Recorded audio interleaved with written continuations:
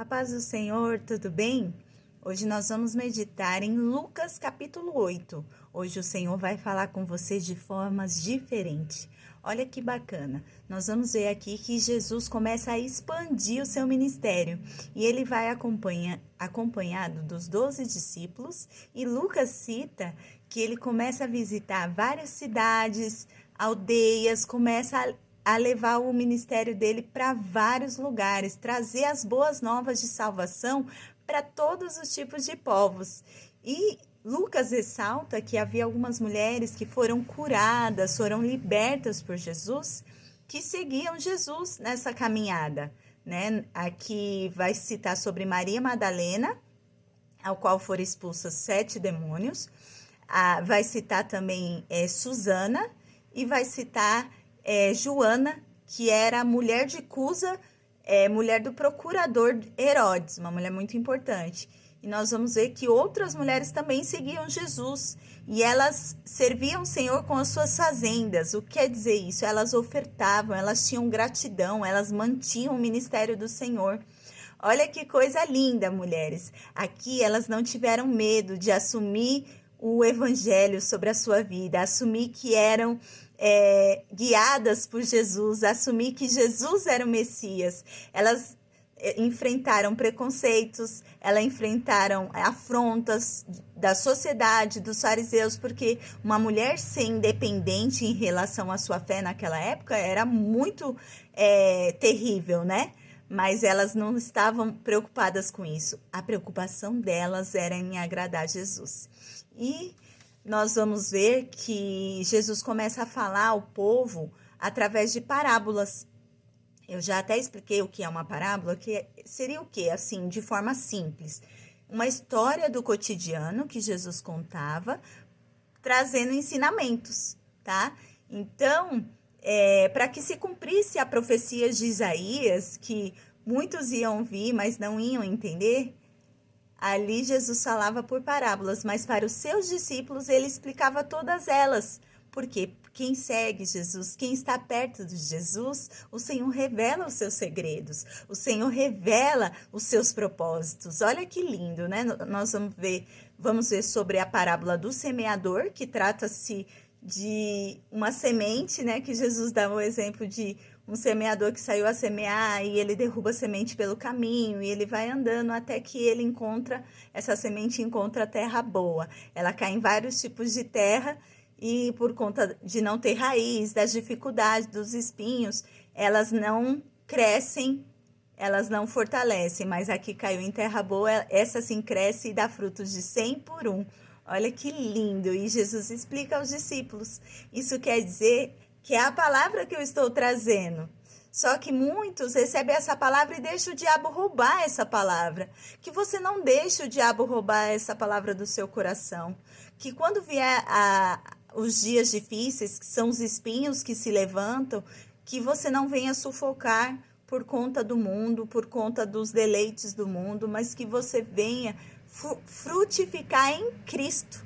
Jesus quis dizer assim, que aquele que deixa a palavra entrar e pratica e obedece ela, esse dará frutos. Então o Senhor quer que você dê frutos, que você possa dar frutos a partir de hoje. Se você está estacionado, se a sua terra, a terra onde a semente caiu, não estava sendo regada, mas que o Espírito Santo venha regar essa terra e que você venha crescer e venha frutificar em nome de Jesus.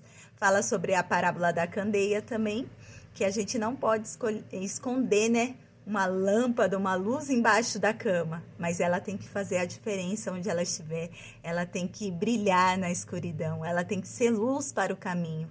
Olha, nós temos que ser diferentes do mundo, nós não devemos nos conformar com esse mundo, mas nós devemos transformar pela renovação do Espírito Santo. Nós temos que ser diferentes. Se todos concordam com aquilo que está errado, nós não vamos concordar, porque existe um que é verdadeiro, que trouxe palavra de vida sobre nós e que nos traz que a verdade, dizer a verdade vos libertará. Nós somos livres, o medo não nos domina, porque Jesus reina sobre nós.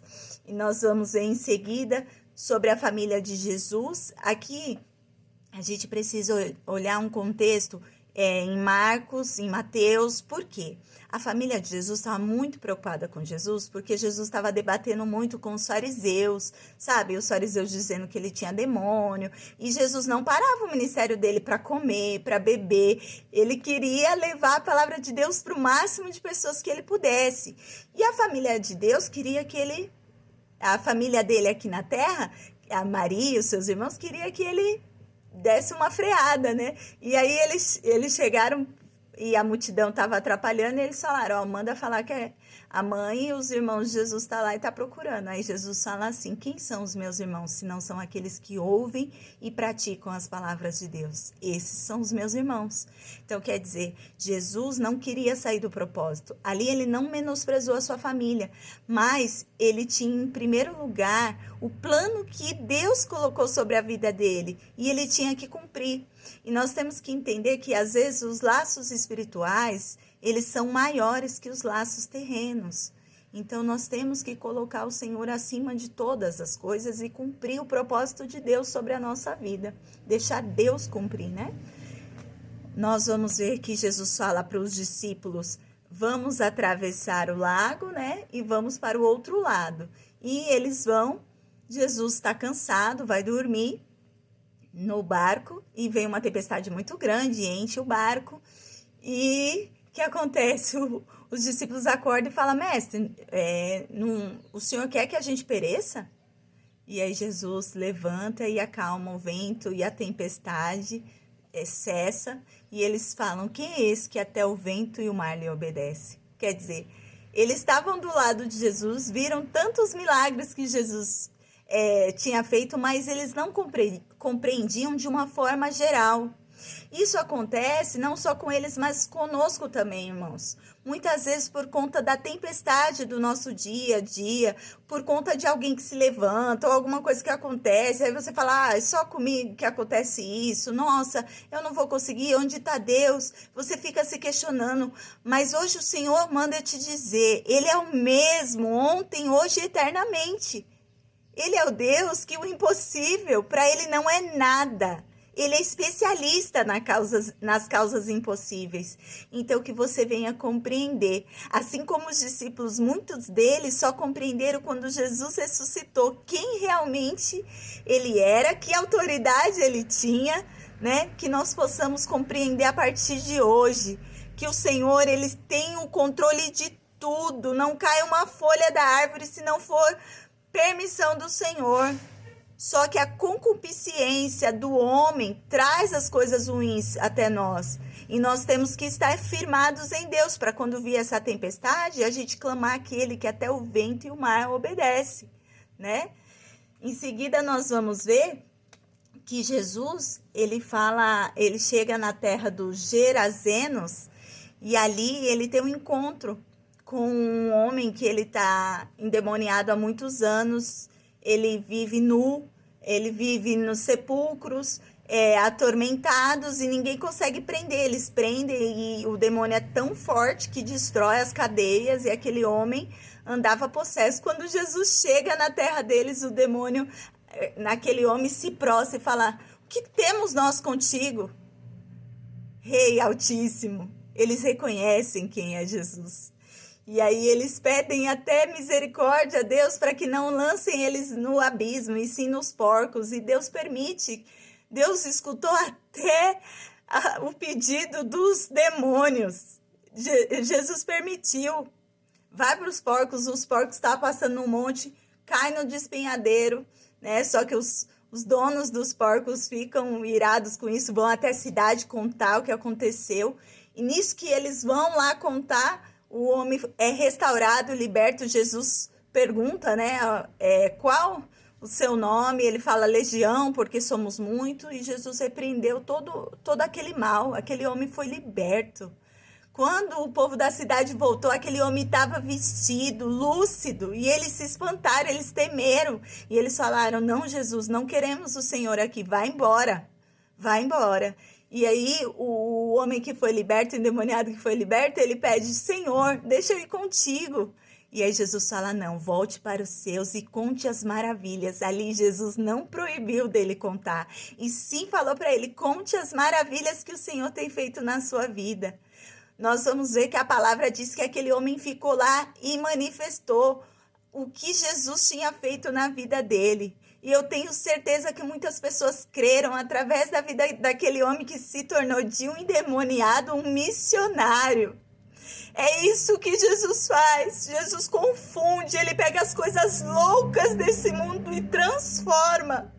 E dá uma nova vida, um novo propósito para cada um de nós.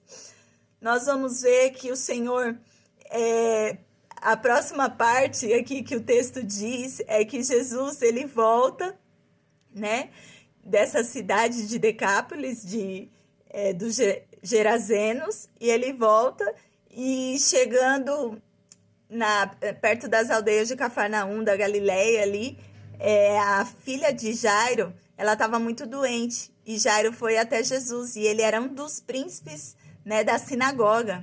Ele era um homem importante e pede para Jesus ir até lá curar ela. E Jesus fala, não, eu vou.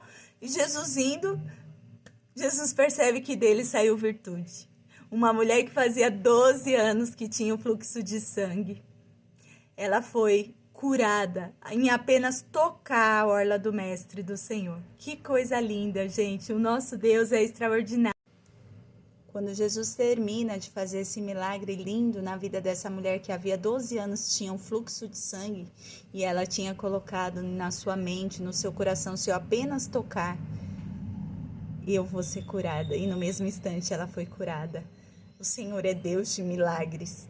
Nós vamos ver que logo falam para eles, olha, não importune mais o mestre porque a tua filha está morta.